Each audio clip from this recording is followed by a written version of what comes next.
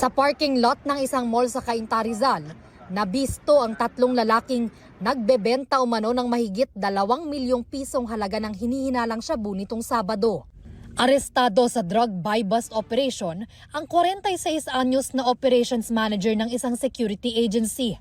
Siya umano ang tumatayong amo ng 2 pang suspect na mga edad 53 at 45. By text, dinidistribute lang niya doon sa dalawa na tao niya, na security guard, doon sa mga, sila na yung nagbabagsak. Base sa investigasyon ng pulisya, hindi taga-Cainta ang mga suspect. Ang mga karaniwan nilang parokyano, galing din umano sa iba't ibang lugar. Iba-iba rin yung lugar nila. Dumadayo lang sila dito para mag-distribute ng drugs. Sila yung nagdi-distribute sa mga barangay nila, sa mga kabataan.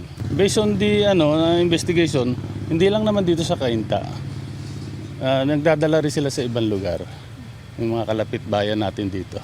Paliwanag naman ng isa sa mga suspect, mag-a-apply lang daw sana siya ng trabaho sa kakilala niyang tauhan ng security agency.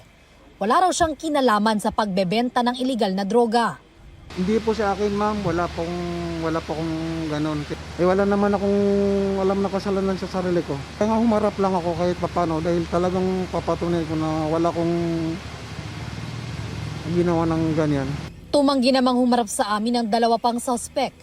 Mahaharap sila sa reklamong paglabag sa Comprehensive Dangerous Drugs Act. Ito ang unang balita.